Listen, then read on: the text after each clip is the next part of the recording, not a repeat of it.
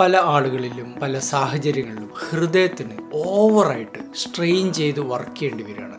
എന്ന് വെച്ചാൽ ഹൃദയം വളരെ ബുദ്ധിമുട്ടി അതിൻ്റെ പമ്പിങ് ജോലി നിർവഹിക്കുന്ന സാഹചര്യം. നമ്മൾ വിചാരിക്കുന്ന പോലെ അങ്ങനെയുള്ള വ്യക്തികൾക്ക് നെഞ്ചുവേദന ഒന്നും ഉണ്ടാവില്ല. ഈ സാഹചര്യത്തിൽ ഹൃദയം ഓവറായിട്ട് വർക്ക് ചെയ്യുന്ന സ്ട്രെയിൻ ചെയ്യുന്ന ലക്ഷണങ്ങൾ എന്തൊക്കെയാണെന്ന് നമുക്ക് നോക്കാം.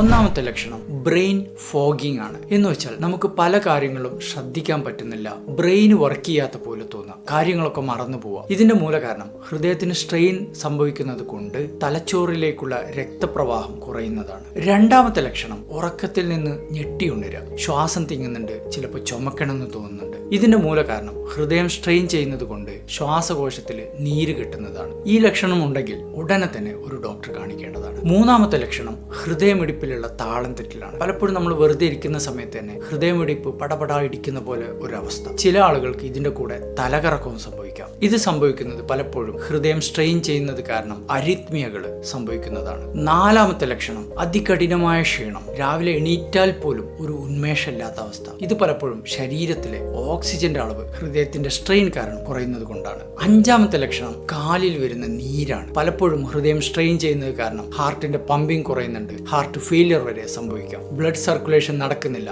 അത് കാരണം കാലിൽ നീര് കെട്ടിക്കിടക്കുകയാണ്. ആറാമത്തെ ലക്ഷണം കിതപ്പാണ്. ചെറിയ പ്രവർത്തനങ്ങൾ ചെയ്യുമ്പോൾ തന്നെ നല്ല കിതപ്പ് വരിക. ചില ആളുകൾക്ക് വെറുതെ ഇരുന്നാൽ പോലും ശ്വാസമുട്ട് അനുഭവപ്പെടുക. ഇത് ഹാർട്ട് സ്ട്രെയിൻ കാരണം ശ്വാസകോശത്തിൽ നീര് കയറുന്നതിന്റെ ലക്ഷണമാണ്. ഇനി നമ്മൾ എന്താണ് ചെയ്യേണ്ടത്? ഹാർട്ടിന്റെ ഒരു എക്കോ ടെസ്റ്റ് എടുത്തിട്ട് ഹാർട്ട് സ്ട്രെയിൻ എടുക്കുന്നുണ്ടോ, ഹാർട്ടിന്റെ പമ്പിങ് കുറഞ്ഞു വരുന്നുണ്ടോ, ശ്വാസകോശത്തിൽ നീര് കയറാനുള്ള സാധ്യതയുണ്ടോ, ഇതെല്ലാം ടെസ്റ്റ് ചെയ്യേണ്ടതാണ്. കൃത്യസമയത്ത് കണ്ടെത്തുകയാണെങ്കിൽ ഇതുപോലുള്ള അസുഖങ്ങൾ പലപ്പോഴും പൂർണ്ണമായിട്ടും മാറ്റാൻ വേണ്ടിയിട്ട് സാധിക്കും.